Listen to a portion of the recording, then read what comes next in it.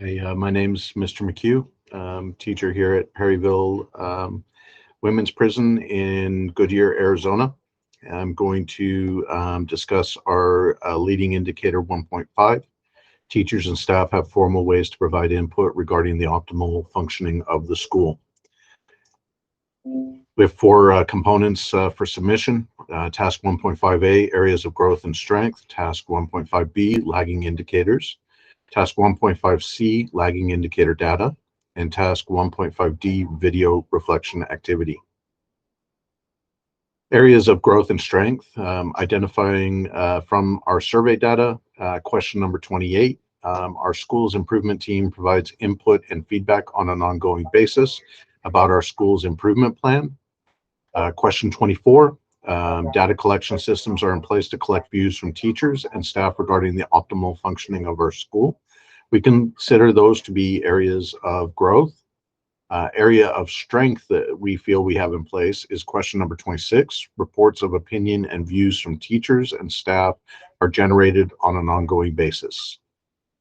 Our written reflection to this slide. Believe that discussion during PLC shows that we do have the data collection systems in place. We appear to lack a clear connection between the assignments and projects we take on as a staff and identifying what problem it addresses. We failed to show the staff that the work is in direct response to problems that they have identified themselves during PLC. So we would like to create a process where we include follow-up on our agenda for our staff meetings, and that we send out information on an ongoing basis to show how we've implemented new procedures and dealt with some of the issues that we've identified. Another part is for question 28. The school improvement team is going to add time in the PLC agenda and include written notes of progress on projects. We feel that doing that and then including it on our agenda is going to be a way for the staff to understand how we are following up on the issues that they identify. Also making sure that they know that those are issues that we came up together as a team, and that the work that we're doing isn't just additional busy work, that it's actually work that we're doing to address problems that we have all identified.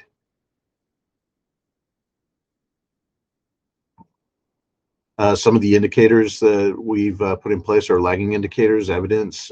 We have a copy of our Perryville education huddle board. This is where we meet 3 times a week, and we see how we're progressing on issues that we've identified as problems that interfere with our work here at Perryville Success Academy. We also use a 4-box problem-solving worksheet. This is a way that we try to identify specifically what the problem is. If we put it on the problem register, this is a worksheet that we use to define the problem, really focus in on what the causes are of the problem, and then we list out some of what we feel are possible solutions. Then we assign ourselves, we assign the work to ourselves and a due date. And then we keep that updated with what we think the progress is. Whether it's yellow, it's in progress. Green, it's essentially done. Now we're just monitoring it, see if it's got an appropriate effect. And then red either means that we haven't begun work on it really, or that it isn't turning out to be a solution to the problem. It's not working.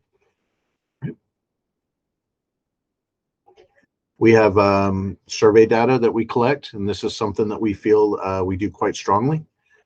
So we're getting pretty good at using surveys to the staff and the students to really focus in on the areas that we need to work on and fix. We have a functional literacy orientation. This one is one of the areas that we felt was a problem, and so we sent out a survey to our staff so that we could try to identify. Functional literacy is a state mandated education program where we take our students and ensure that they have a basic education that goes up to the 8th grade. And then from there, they can go into certain jobs on the complex, or they can get 90 days removed from their sentence. They can get released a little bit early. But it also gets our students prepared to go into GED, high school, or college programs. So we really tried to focus in on what's effective in our functional literacy classroom. So this is a survey that we sent out to our staff, and really tried to pick away at what's working and what's not working. It's a copy of a PLC agenda. And on the PLC agenda, we're trying to include the information that we need to do the work of the PLC, not turn it into a meeting that we're just filling up with different reports, different activities. We are trying to ask ourselves what the 6 essential questions are, and how are we addressing each of those questions. We're trying not to do anything unnecessary. We're trying to focus our work on what is focused in on those 6 essential questions. All right.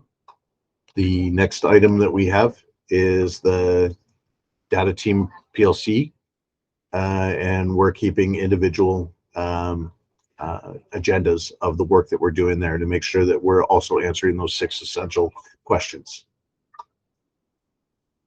This is the survey data. So we have the lagging indicator survey data.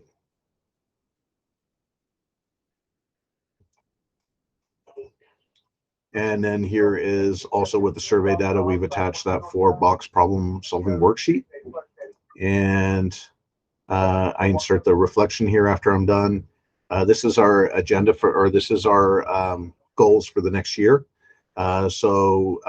Specifically adding columns to the PSA problem register during huddle board that identify HRS essential question, what issue is identified by the staff this work addresses, include time to clearly state and present how each assignment answers HRS.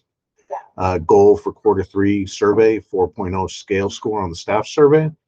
Goal for Q1 of fiscal year 23-24. Want to raise the scale score from a 4.0 to a 4.25. And then by November of next year, or this year, we want to be completing our level 1 initial work so that we can focus on our level 2 work, with the level 1, of course, being ongoing. My name is Mr. McHugh. I've been a teacher for 7 years, married for 23 years. I have pretty much grown kids. I have a granddaughter.